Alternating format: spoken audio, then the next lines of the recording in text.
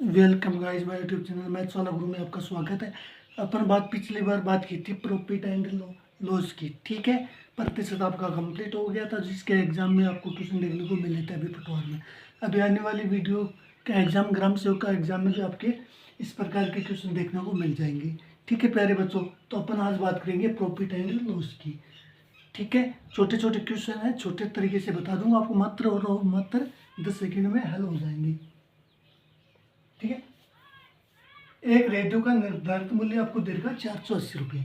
उसका विक्रेता उस पर 10% की छूट देकर भी 8% का लाभ प्राप्त कर लेता है, ठीक है। रेडियो का कोई निर्धारित मूल्य है, मतलब अंकित मूल्य है 480 रुपये, ठीक है। तो विक्रेता उस पर 10% की छूट दे रहा, दुकानदार 10% की छूट दे देता है, फिर भी वो 8% का लाभ प्राप्त कर लेता है। मतलब लॉस तो खाता ही नहीं है, प्राप्त तो लाभ भी करता है ना। तदनुसार यदि छूट बिल्कुल नहीं दी जाए तो उसकी लाभ का प्रतिशत कितना हो जाएगा। मतलब जितने रुपए उसने बोले 480, उतने के उतने रुपए लेता 480, तो उसको कितने रुपए का प्रॉफिट होता। तो पहले तो ये 480 का 10% निकाल दो मेरे प्यारे बच्चों। ये आपका होता है 48 रुपये,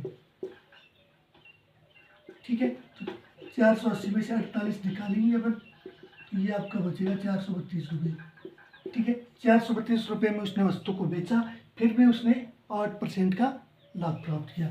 मतलब लाभ प्राप्त किया मतलब कि वस्तु का मूल्य कम था ना, तभी तो प्राप्त किया।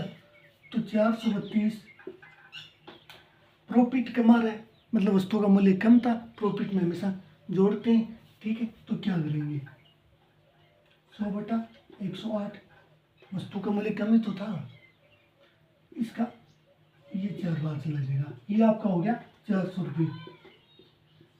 मतलब कहने का मतलब ये है कि आपकी वस्तु 400 रुपये की थी, उसके ऊपर उसने लिख दिया 480 रुपये, और 10% छूट देकर उसने 432 में बेचा, ठीक है।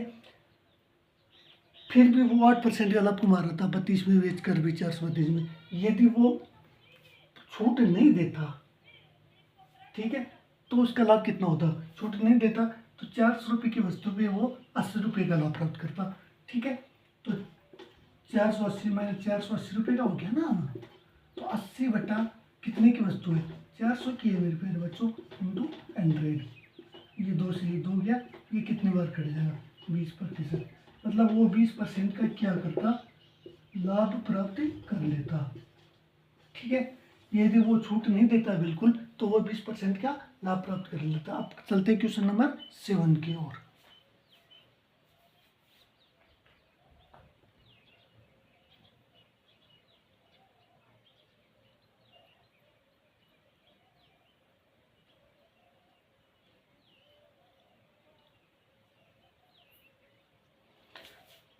तो ठीक है मेरे प्यारे बच्चों, क्वेश्चन नंबर 7 में क्या कर रहे हैं, बहुत ही शानदार क्वेश्चन है। कई बार ये भी है कि इस प्रकार का क्वेश्चन एग्जाम में अपने को देखने को मिल जाता है, ठीक है। तो अपन देखते हैं, एक व्यक्ति ने कुछ अंडे 5 रुपये में 3 की दर से खरीदे, मतलब 5 रुपये में 3 अंडे खरीदे, और उन्हें 12 रुपये में 5 की दर से बेच दिया। मतलब 5 रुपये में 3 खरीद रहा है और 12 रुपये में 5 बेच रहा है। तदनुसार यदि उसने उनसे 143 रुपये प्राप्त किए, तो उसके खरीदे गए अंडों की संख्या कितनी होगी ये बताना। जितने खरीदेगा उतने ही वो क्या बेचेगा। तो 5 रुपये में 3 अंडे खरीद रहा है, अंडे खरीद रहा है, तो एक अंडे का करीब मेरे क्या हो जाएगा मेरे प्यारे बच्चों, 5/3 हो गया ना। 5 रुपये में 3 खरीद रहा है, तो लगभग 5/3 यानी 2 कह सकते हैं अपन। 5/3 रुपये हो गया। एक्स अंडों का क्या हो जाएगा, करें मूल्य क्या हो जाएगा, 5/3 गुणा एक्स, इतने रुपए हो जाएंगे टोटल, ठीक है। अब 12 रुपये में 5 की दर से बेच रहा है, यहाँ लिखो 12 रुपये में 5 अंडे बेचता है।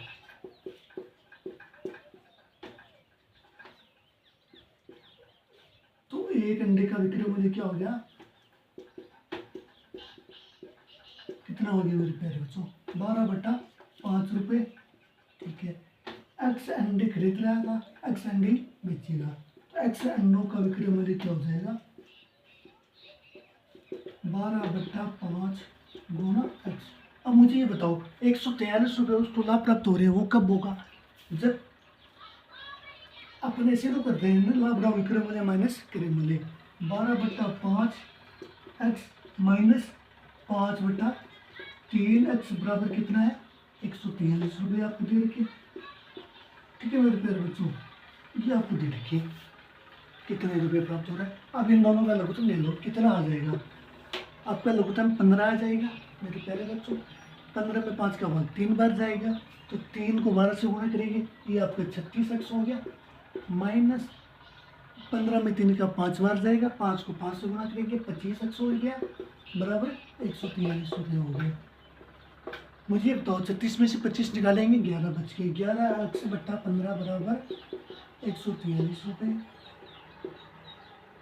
11 से काट दो इसको 11 कम 11 3 बच गए 33 33 एक्स बराबर कितना हो गया 15 150 और 45 195 होते हैं 195 क्या थे एक्स क्या था यहाँ पे एक्स आपका अंडे थे।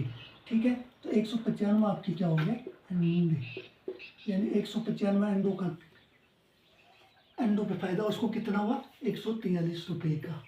ठीक है मेरे प्यारे बच्चों यदि क्वेश्चन नहीं समझ में आ रहा है तो आप कमेंट करके बता सकते हो कि सर यहाँ पे दिक्कत है कि यहाँ से समझ में नहीं आ रहा मैं दोबारा बता दूंगा। ठीक है इस प्रकार का क्वेश्चन भी अपने को कई बार देखने को मिल जाता है। मात्र और मात्र 10 सेकंड का क्वेश्चन था लेकिन मैं आपको समझा रहा था तो थोड़ा टाइम ज़्यादा लग गया। ठीक है अपन आप चलते हैं क्वेश्चन नंबर 8 की ओर।